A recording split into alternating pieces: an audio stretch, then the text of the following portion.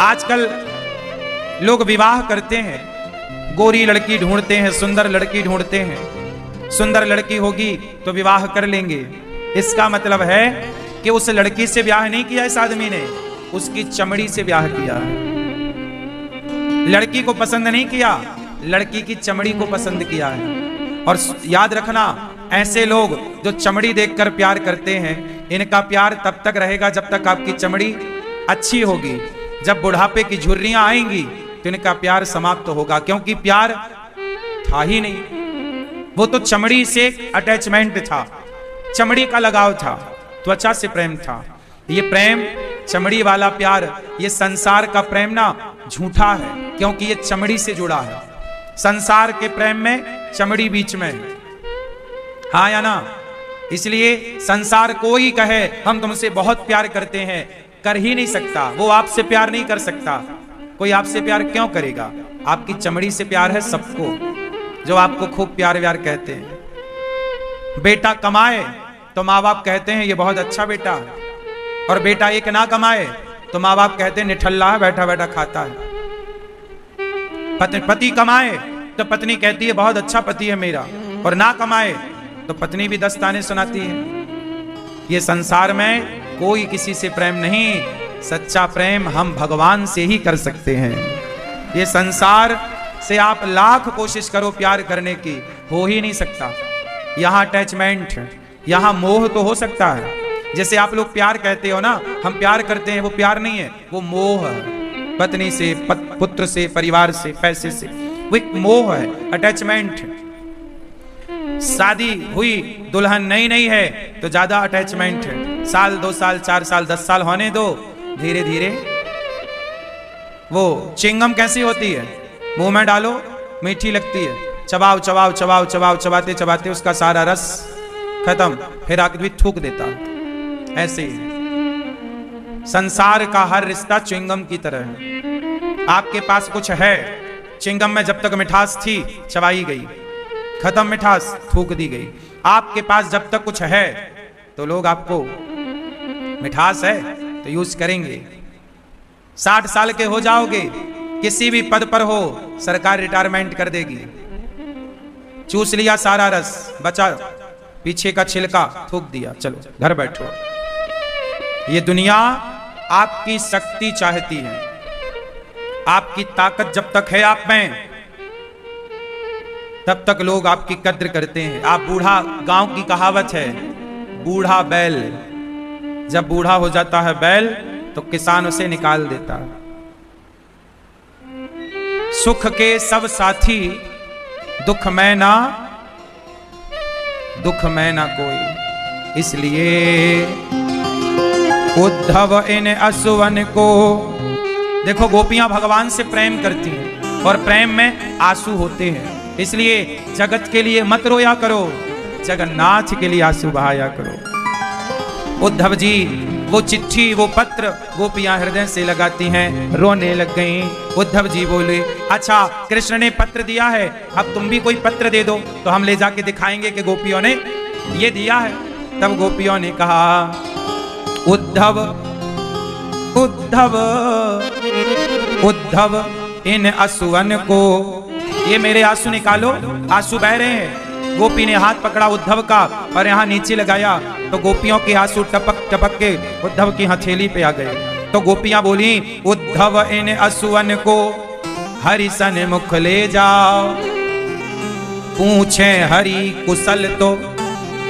जब कृष्ण पूछेंगे कि गोपियों की कुशलता बताओ कैसी है, पूछे हरि कुशल तो चरणों में दियो चढ़ा।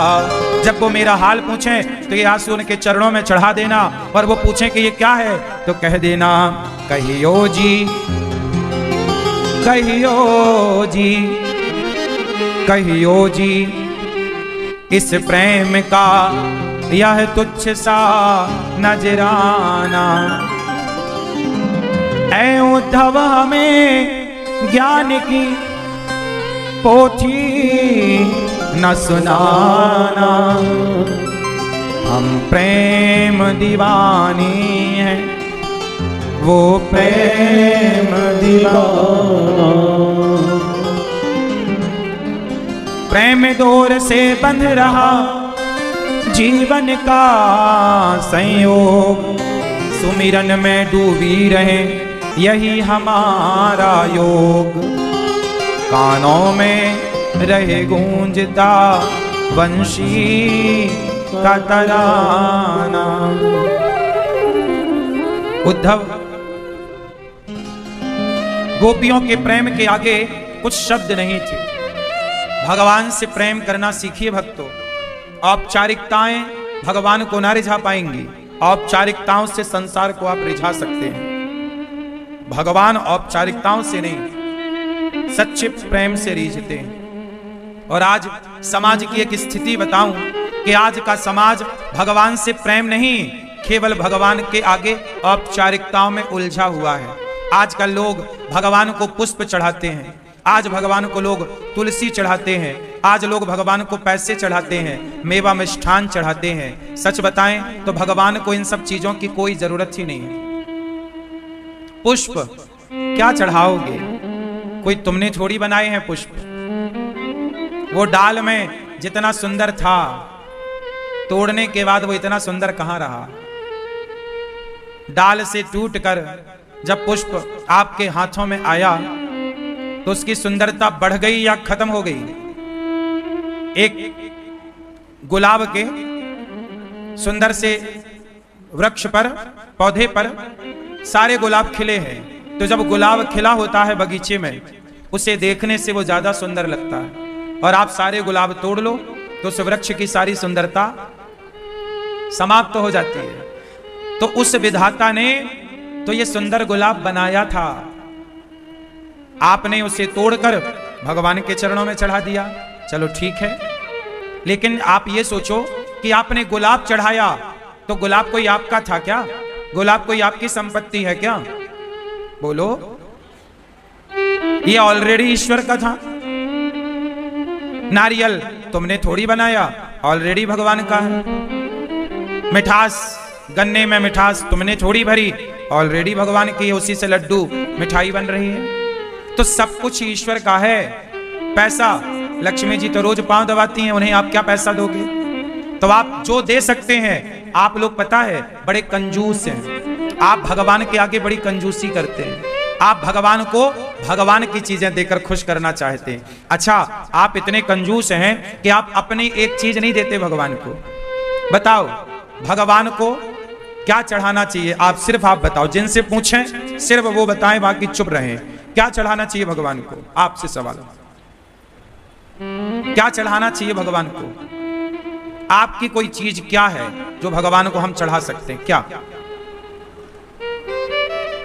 है? कौन से भाव, कौन से चढ़ाओ? हमें दिखाओ, कहां है भाव? क्या चढ़ाओगे भगवान को? क्या क्या? प्रेम। प्रेम कोई चढ़ाने की चीज है? कोई वस्तु है क्या? कोई वस्तु है प्रेम कि ये लो प्रभु ये चढ़ा दिया प्रेम? ये प्रेम कोई वस्तु है? क्या चढ़ाओगे भगवान को? बेटा आप बताओ। हाँ, एक लोटा जल। हाँ, तो जल आपके घर में बनता होगा, पानी फैक्ट्री होगी आपकी पानी की। जल तो ऑलरेडी भगवान से निकल रहा है। भगवान का ये पानी, पानी किसकी प्रॉपर्टी है? बोलो, पानी हमारे बाप का है कि भगवान का? सारा इस धरती पर जितना पानी है वो किसका है? बोलो, ऑलरेडी पानी भगवान का है, हमारा नहीं है पानी।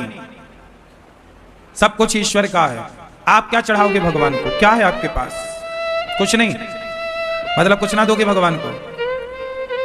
हाँ? देखो, आप लोग कंफ्यूज हैं। आप लोगों को लगता फूल चढ़ा दिया, तुलसी चढ़ा दी, मिठाई चढ़ा दी, पैसा चढ़ा दिया, हो गया भगवान खुश। भगवान मिठाई से नहीं बिकते साहब, भगवान पैसे से खरीदे नहीं जा सकते।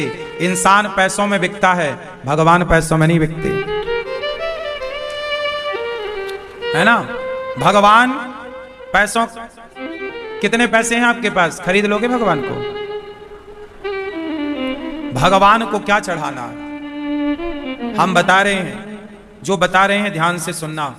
और भगवान के पास जब भी जाओ तो सदा एक वस्तु लेकर जाओ। क्या लेकर जाओ? हाथ जोड़ो सब लोग, बोलो हे नाथ, हे श्री कृष्ण, हे श्रीमन नारायण, हम पापी हैं, अधम हैं, नीच हैं, दुष्ट हैं, खल हैं, कामी हैं, क्रोधी हैं, लोभी हैं। हे प्रभु, हम जैसे हैं आपके हैं। आज हम पुष्प लेकर नहीं आए, जल लेकर नहीं आए, पैसा लेकर नहीं आए। हे प्रभु, आज हम खुद को लाए हैं। हे प्रभु, मुझ पापी को, मुझ पतित को, इस दासी को, इस दास को स्वीकार कीजिए। हम अपने आप को आपके चरणों में समर्पित करते हैं। हमारे पास खुद के सिवा कुछ नहीं है आपको देने के लिए। हे नाथ, हमारे पास खुद के सिवा कुछ नहीं है आपको देने के लिए, इसलिए अपने आप को समर्पित करने आए हैं। तुम्हें सौंपता हूं अमानत तुम्हारी।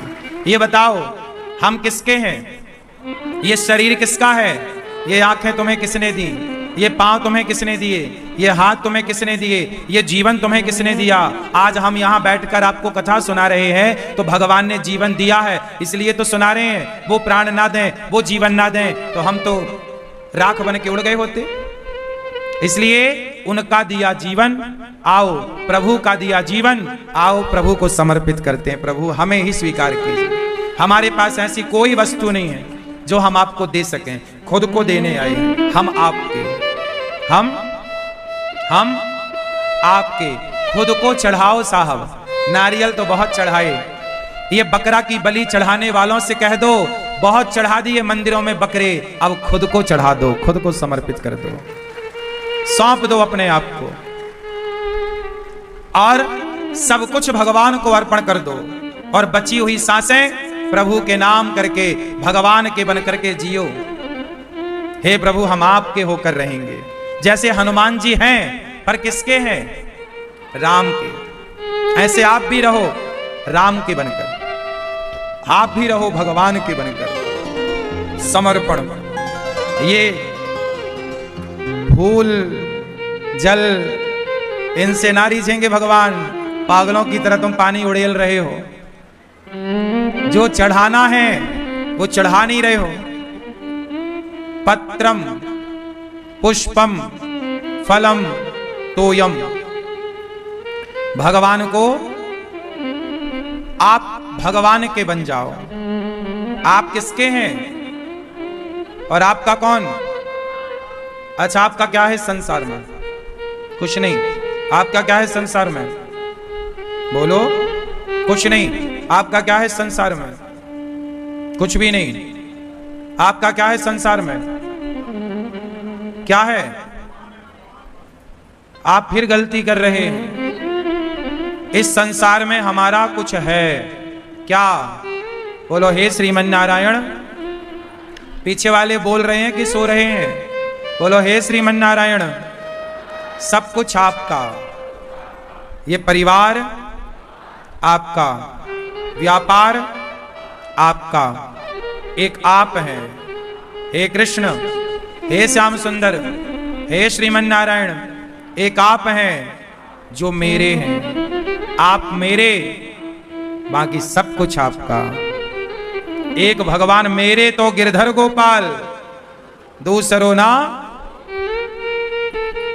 एक भगवान को पकड़े रहो। मेरे तो भगवान है, दूसरा एक भरोसे, एक बल, एक आस विश्वास, एक राम घन श्याम हित चातक तुलसीदास।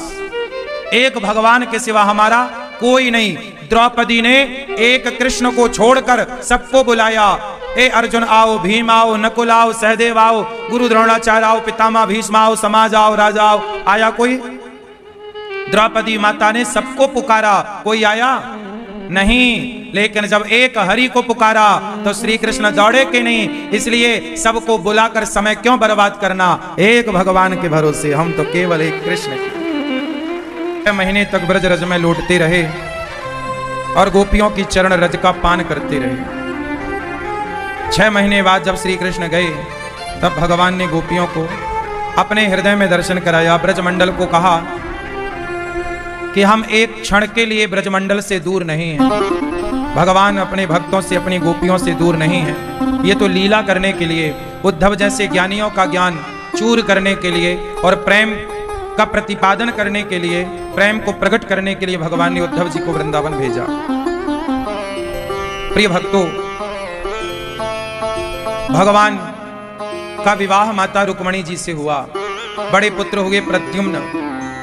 सम्रासुर को आपने मारा, रति से विवाह किया। भगवान का दूसरा विवाह जामवंत की बेटी जाम्बवती से हुआ। जामवंत का, ये त्रेता के जामवंत हैं। द्वापर में इनकी बेटी का विवाह श्री कृष्ण से हुआ। इन्होंने राम से प्रस्ताव रखा कि आप हमारी बेटी से विवाह कर लो। राम जी बोले मैं तो मर्यादा पुरुषोत्तम हूं, अभी तो नहीं, पर अगली बार मैं जब कृष्ण बनकर आऊंगा तो आपकी बेटी से विवाह करूंगा। जामवंत की बेटी, भगवान श्री कृष्ण का तीसरा विवाह हुआ सत्यभामा से। माता सत्यभामा, एक बार भगवान को कलंक लगा। गणेश चतुर्थी की चंद्रमा को देखा, गणेश उत्सव चल रहा है, आप सबको गणेश उत्सव की बहुत बहुत शुभकामनाएं। गणेश जी हम सबके मन मंदिर में बैठें और हमारी बुद्धि को पवित्र करें। भगवान श्री कृष्ण को भी एक बार झूठा कलंक लगा। सत्यजित ने भगवान को मणि चोरी का कलंक, सत्यजित के भाई प्रसेन मणि पहन के जंगल गए, उनकी कोई महंगी मणि रही होगी, सूर्य भगवान ने दी। भगवान ने मांगा कि ये मणि आप राजकोष में जमा कर दो, सत्यजित ने मना कर दिया। सत्यजित के भैया प्रसेन वो मणि पहन के जंगल गए, तो जंगल के कुछ जानवरों ने उन्हें मारकर वो मणि जामवंत जी तक पहुंच गई। और भगवान को सत्यजित जी ने कलंक लगाया कि इन्होंने मांगी थी मणि, हमने नहीं दी, लगता हमारे भाई को मारकर इन्होंने मणि चुरा ली। भगवान को झूठा चोरी का कलंक लगा। रामचरितमानस में लिखा है कि जो आपन चाहे कल्याणा, सुजस सुमति शुभ गति सुख नाना, सो पर नारी लीलार गुसाई, तजाऊं चौथ के चंद्र की नाई। जो स्त्री अपना कल्याण चाहती है वो पराई पुरुष से बचे। जो पुरुष अपना कल्याण चाहता है वो पराई स्त्री से बच के रहे, वरना पराई स्त्री और पराई पुरुष में जो पड़ा उनका सर्वनाश हुआ है। चाहे वो त्रेता का रावण हो, चाहे वो द्वापर का दुर्योधन हो, और चाहे कलयुग के तमाम नाम किस किस के हम ले लें, तमाम वो लोग हैं पराई औरत के चक्कर में पड़ के सर्वनाश हुआ है सबका। बताओ कोई बचा? इसलिए पराई स्त्री से बच के रहना। त्रेता में रावण का सर्वनाश हुआ पर स्त्री के कारण, द्वापर में दुर्योधन का नाश हुआ पर स्त्री के कारण, द्रौपदी के कपड़े उतरवा रहा था। आप लोग पर स्त्री पर पुरुष से बच के रहिएगा। इसलिए विवाह करके अपनी पत्नी और अपने पति के साथ रहो। पराई औरत, पराई मर्द की तरफ कभी सपने में ना देखो। विवाह कर लो, आराम से रहो।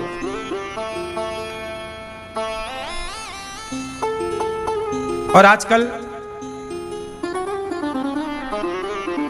आजकल ये जो परंपरा चलती है लिव इन में रहने की, आजकल लड़का लड़की ब्याह नहीं करते। स्कूल कॉलेज के लड़का लड़की ये विवाह किए बिना लड़का लड़की साथ रहते हैं, पति और पत्नी की तरह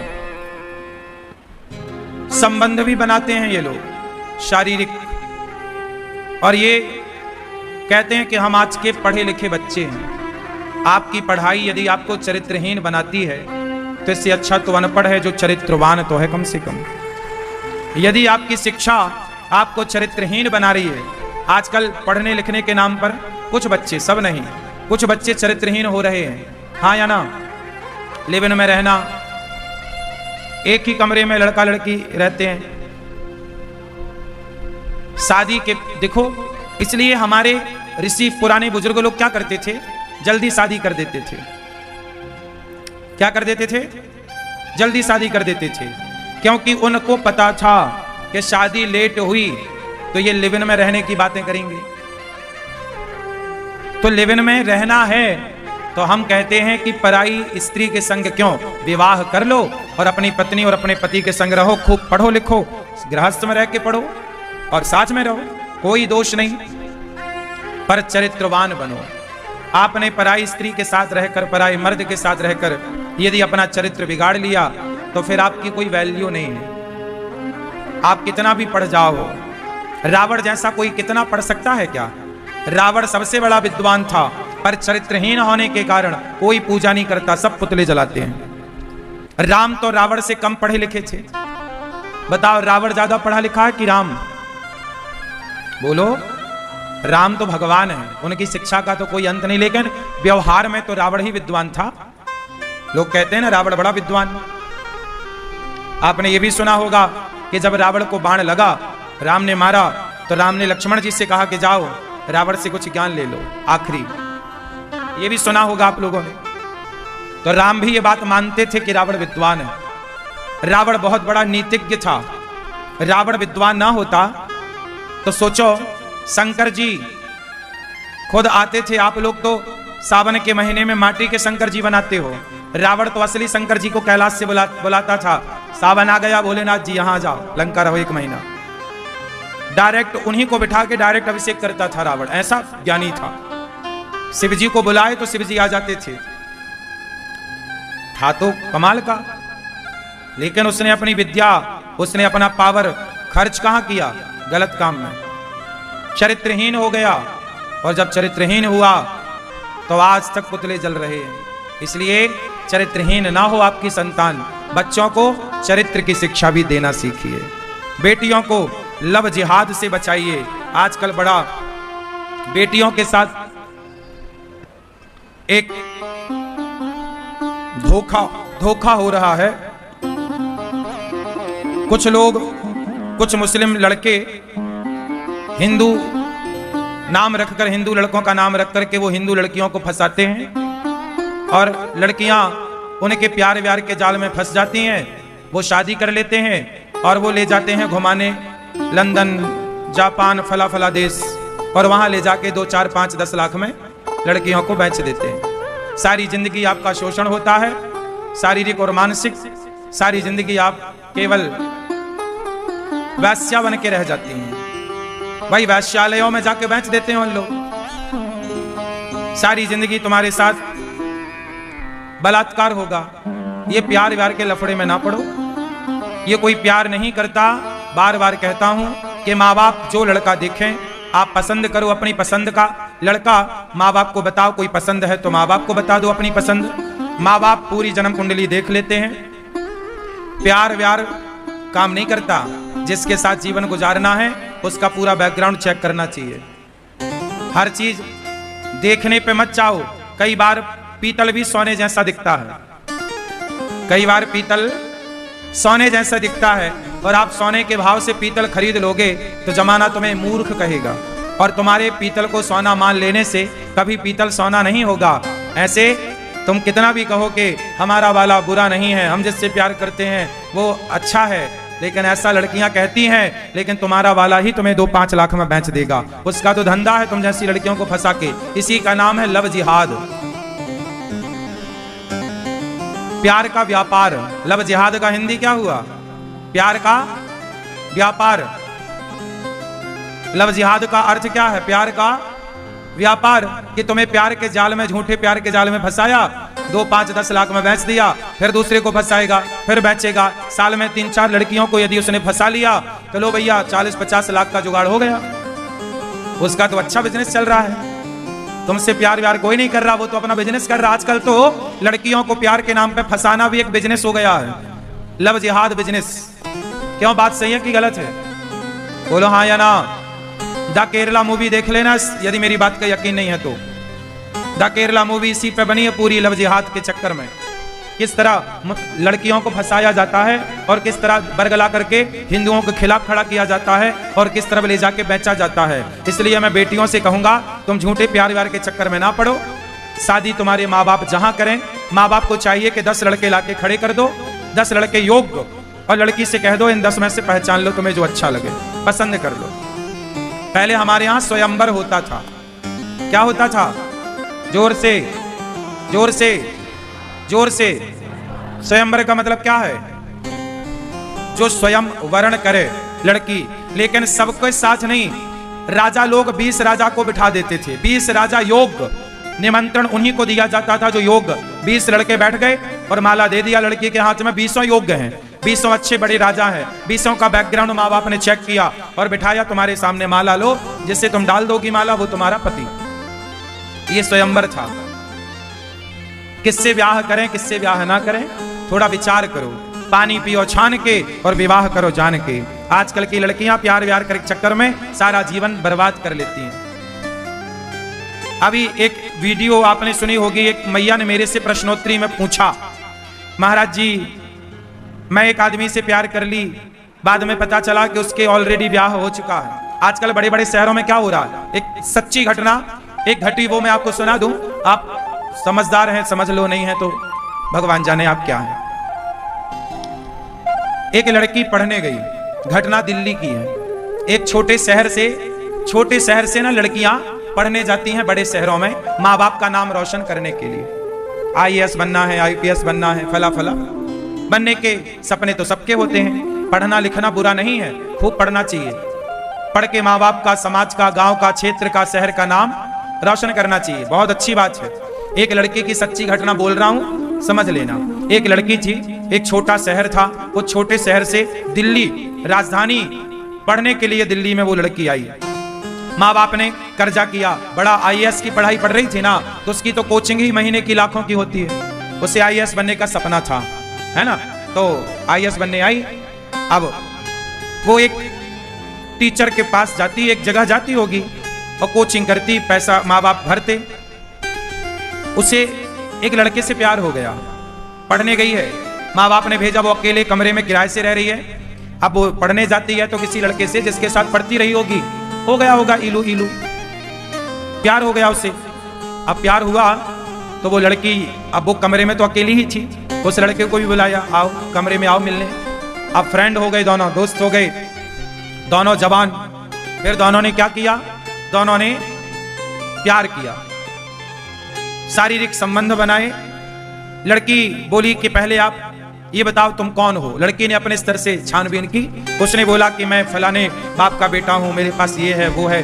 लड़की को लगा बढ़िया है, मुझे भी तो एक जीवन साथी चाहिए, क्यों ना इससे ब्याह कर लूं।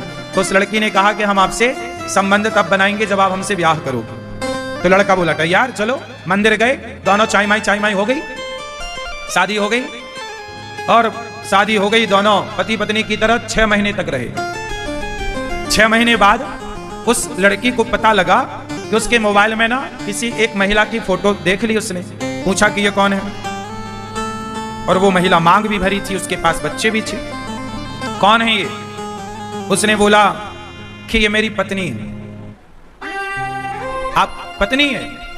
हाँ। उसने कहा सॉरी क्षमा कर दो, हम ऑलरेडी शादीशुदा हैं, हमारे 2 बच्चे हैं और हमारी अच्छी खासी जिंदगी चल रही है। तो लड़की ने बोला कि हमारी जिंदगी काहे बर्बाद की है?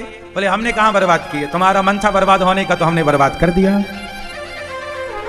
भाई तुम ही तैयार थी, हम तो तुम्हें बुलाने गए नहीं थे, तुम ही बोले थे क्या ना हमारे कमरे में, तो हम आ गए।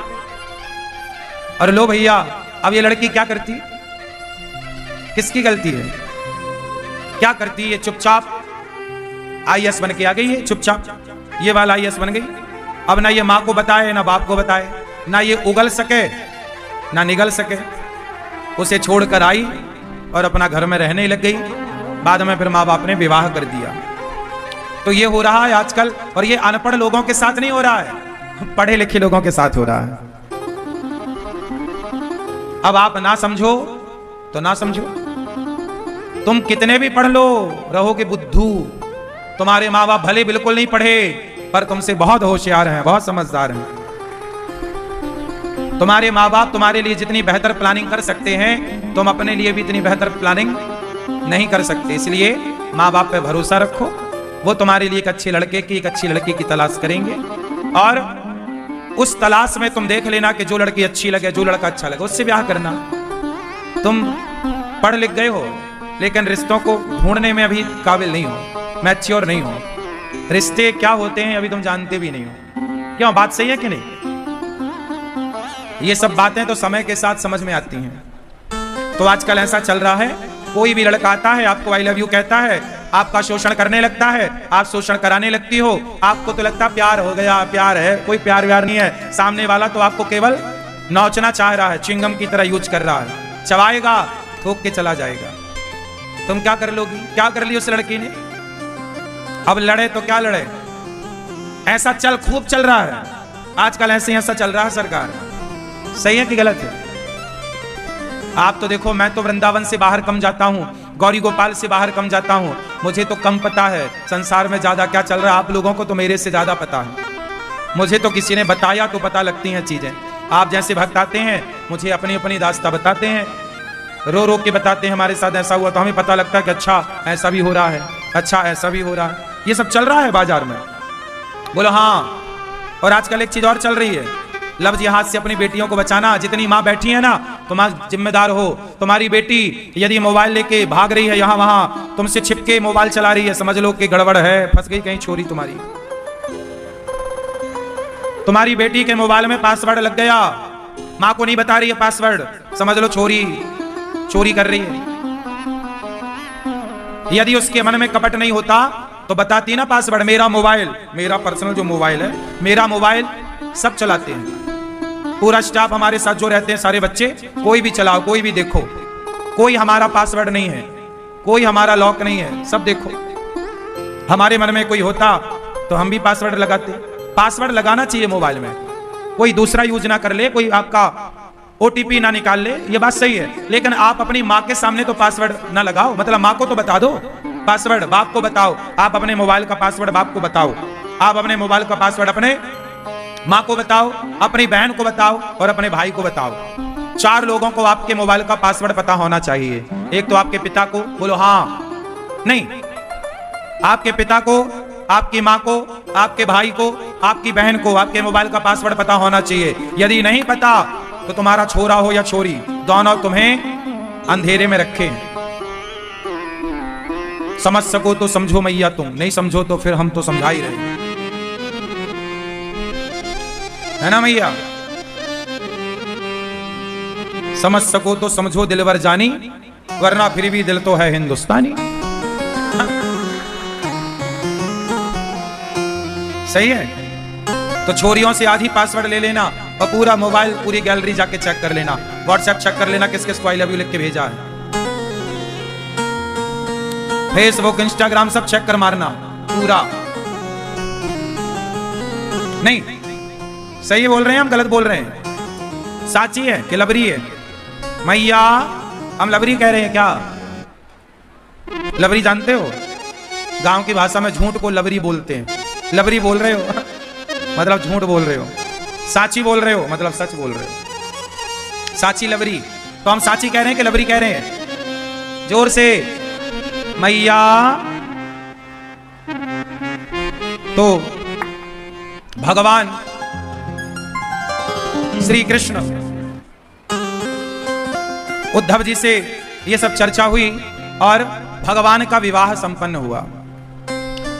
सत्यभामा मां से तीसरा, यमुना मां से चौथा, यमुना जी से चौथा, मित्रविंदा, नागनजिति, सत्या, लक्ष्मणा, 8 विवाह भगवान के संपन्न हुए। 16,108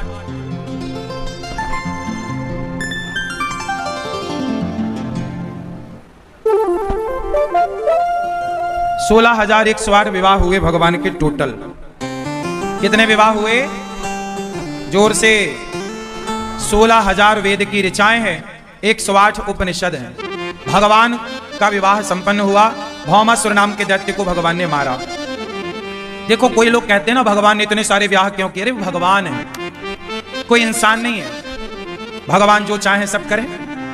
भगवान सबके पति है। तुम हो एक अगोचर सबके प्राणपति, बार बार हम आपको समझा रहे हैं।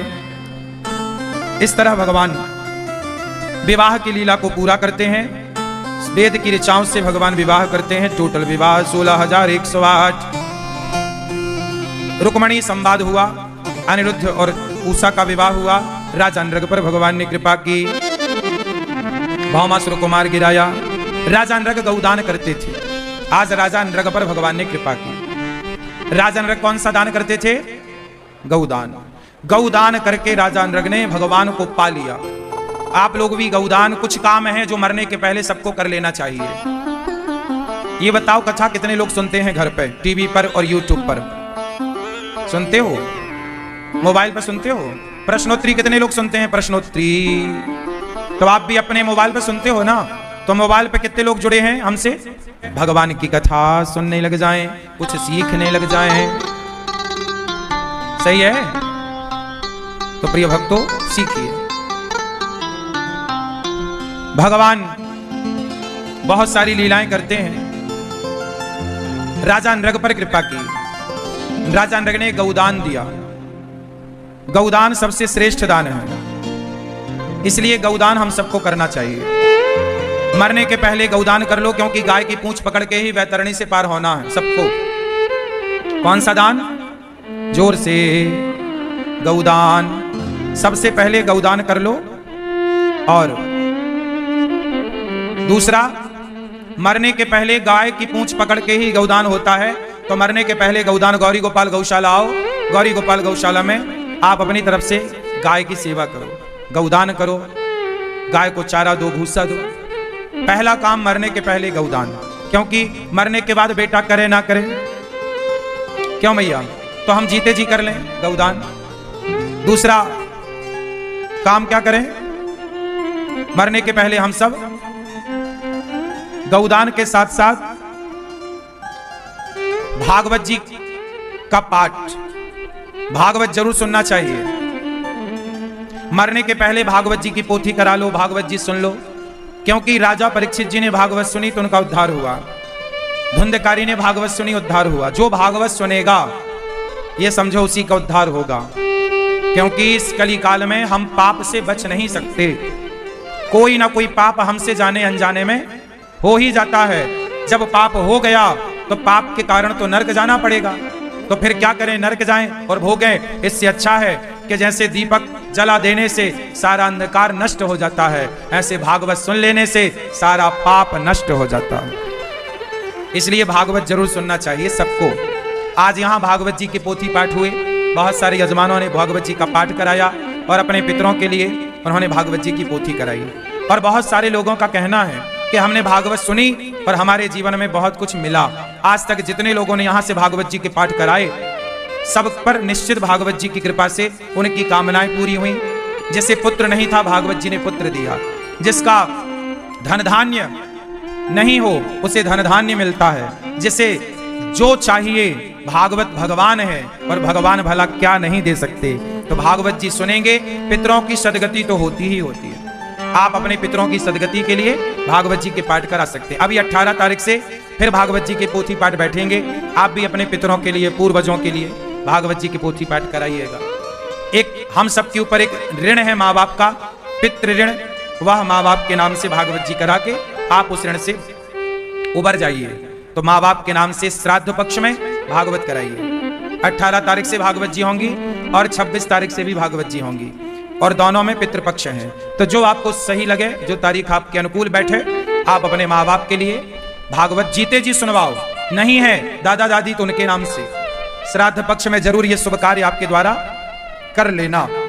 साल में एक बार ये श्राद्ध पक्ष आता है। अच्छा सुनते रहिए। जीते जी गौदान, जीते जी भागवत, और जीते जी तीसरा काम आप अपनी 13वीं कर लो, जीते जी कर लो। मरने के बाद 13 ब्राह्मण खवाते हो, अन्नदान ही तो करते हो, तो जीते जी कुछ अन्नदान कर लो। मरने के बाद तो बच्चे करेंगे करेंगे, तो मरने के बाद ही हो ऐसा थोड़ी, जीते जी भी कुछ हो। तो आप भी अन्नदान, गौरी गोपाल आश्रम में सभी संत आते हैं रोज, यहाँ सेवाएं चलती हैं रोज, आप भी सेवाओं से जुड़िए। अब देखो ना, भगवान की कृपा से कितना बढ़िया कार्य गौरी गोपाल में हो रहा है। आप सबको जुड़ना चाहिए। अब देखो भगवान कितनी अच्छी लीला करते हैं। राजा नृग पर भगवान ने कृपा कर दी। नृगो नाम नरेंद्रो इक्ष्वाकुत नयः प्रभो। आज गिरगिट बने और भगवान ने सियोनी से मुक्त कर दिया। पौंड्रक नकली भगवान, पौंड्रक नकली था। अच्छा बताओ भगवान कितने होते हैं? जोर से क्या नाम है? भगवान कितने? क्या नाम है? क्या नाम है? सब चुप रहो, ये भैया बताएंगे। भगवान का नाम क्या है? राम। कृष्ण जी कौन है? भगवान कितने होते हैं? क्या नाम है एक का? है? क्या? विष्णु। भगवान एक होते हैं, नाम है नारायण, भगवान श्रीमन नारायण। उन्हें विष्णु भी कहते हैं, उन्हें राम भी कहते हैं, उन्हें कृष्ण भी कहते हैं, उन्हें हरि भी कहते हैं, उन्हें नरसिंह भी कहते हैं, उन्हें वामन, मत्स्य, कच्छप, धन्वंतरी भी कहते हैं। तो भगवान के अनेक नाम हैं। रघुनंदन भी कहते हैं, राघव भी कहते हैं, गोपाल भी कहते हैं, गोविंद भी कहते हैं, गिरिवरधारी भी कहते हैं, बांके बिहारी भी कहते हैं, राधा रमण जी कहते हैं, जगन्नाथ जी कहते हैं, बद्रीनाथ जी कहते हैं, विठलनाथ जी कहते हैं। अनेक नाम अनेक रूपों से वो जाने जाते हैं। ईश्वर एक है। पौंड्रक नकली भगवान बना घूमता था, आज भगवान ने पौंड्रक का उद्धार कर दिया। काशी राज द्विविद को भगवान ने मारा। जरासंध नाम का एक राक्षस था, पापी। उसने 20,000 राजाओं को बंदी बना रखा था, 20,800 राजा। और उस राजा से भीम भैया ने युद्ध किया और युद्ध में उसे 20 से हार कर दाएं भाग को बाएं, बाएं भाग को दाएं तरफ फेंक कर जरासंध का उद्धार।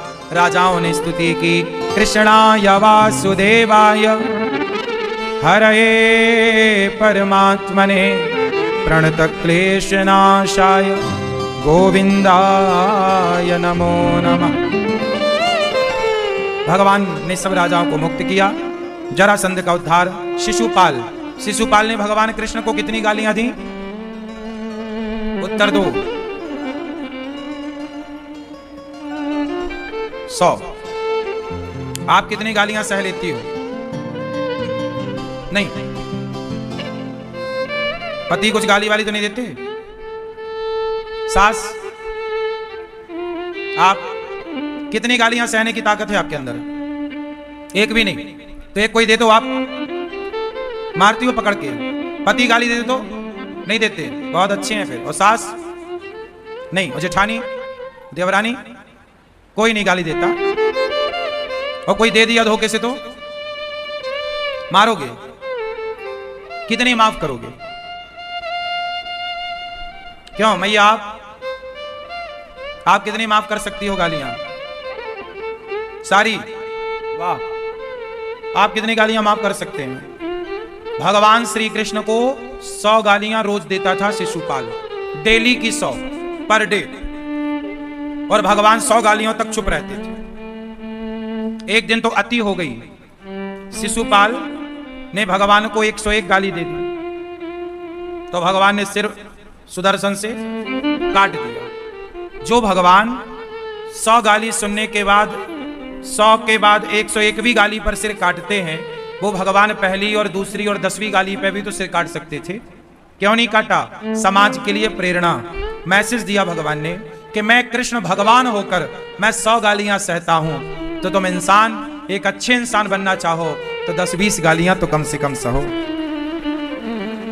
कुछ तो अपने अंदर कंट्रोलिंग पावर रखो। जरा जरा सी बात में गुस्सा ना किया करो, जरा जरा सी बात पे आपा ना खोया करो, ठीक है? शिशुपाल का उद्धार हुआ। भगवान धर्मराज युधिष्ठिर के यज्ञ में गए। धर्मराज युधिष्ठिर ने एक यज्ञ किया, बहुत बड़ा। उस यज्ञ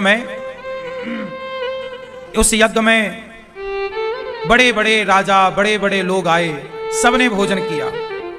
एक बार क्या हुआ, एक गांव में एक पंडित जी भोजन करने बैठे। एक छोटी सी कथा है, सुनो। एक पंडित जी भोजन करने बैठे तो सामने थाली पंडितानी ने दाल, चावल, साग, रोटी रखी होगी, अचार वगैरह। पंडित जी भोजन करने बैठे कि तभी कोई द्वार पे भिक्षुक आ गया। भिक्षाम देही, हे भैया मैं बड़ा भूखा हूं, कुछ भोजन मिल जाए। पंडित जी भोजन करने ही बैठे हैं, सामने थाली है और द्वार पे कोई भूखा आ गया। पंडित जी ने साथ सम्मान बुलाया, आओ आओ आओ भैया आओ। आसन लगाई और भोजन अपनी वाली थाली पंडित जी ने उन्हें दे दिया। और पंडितानी जी ने जो भोजन बनाया था वो जरा सा ही था, क्योंकि घर में कुछ था नहीं, जितना था उसने बनाया।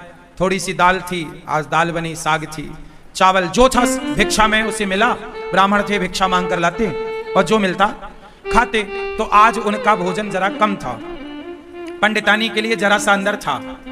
अब वो अतिथि आए और बैठे और वो पंडित जी की थाली में बैठ गए और वो बढ़िया खाए। पंडित जी अंदर गए, पंडितानी से कहा कि थोड़ा और 2 रोटी, तो उसने बोला कि बस ये आखिरी 2 रोटी बची हैं। जब पंडितानी ने कहा कि आखिरी 2 रोटी बची हैं, तो वो जो बाहर बैठा खाने वाला अतिथि था उसने सुन लिया कि अब बस इनके पास 2 रोटी बची हैं। तो पंडित जी दोनों रोटी लेकर आए और कहा भैया प्रसाद पाओ, एक और 2 रख दूं? उसने कहा नहीं नहीं अब नहीं चाहिए। वो भी समझदार कि अब बेचारे ये क्या खाएंगे, तो मना कर दिया। पंडित जी ने कहा ना, आप हमारे अतिथि हैं, आप पेट भर के खाओ। अच्छा बोले आपकी इच्छा है तो 1 रख दो। तो 1 रोटी रख दी गई और 1 रोटी बची। अब वो अतिथि तो बढ़िया दाल चावल सब्जी रोटी खाकर 5 रोटी खाकर खुश था। पंडित जी की थाली में पंडितानी जी ने 4 रोटी रखी थी फर्स्ट में, 5 रोटी एक और मिल गई, 5 रोटी खा के उसका बढ़िया पेट भर गया, वो चला गया। अब दोनों पंडित पंडितानी बचे तो पूरे बर्तन लाके बाहर रखे और थाली लगाई 2। अब 2 थाली लगी हैं, पीछे की बची हुई जरा सी साग। अब आप जानते हैं दाल बची तो क्या बची होगी, जरा कटोरी आधी कटोरी। अब उसमें दोनों लोगों ने थाली अपनी पंडित पंडितानी ने तैयार करी और रोटी थी 1, तो आधी रोटी पंडित जी ने रखा, आधी रोटी पंडितानी जी ने रखी। और चावल जरा सा रहा होगा तो थोड़ा सा चावल आधा आधा उन्होंने रखा और उन्होंने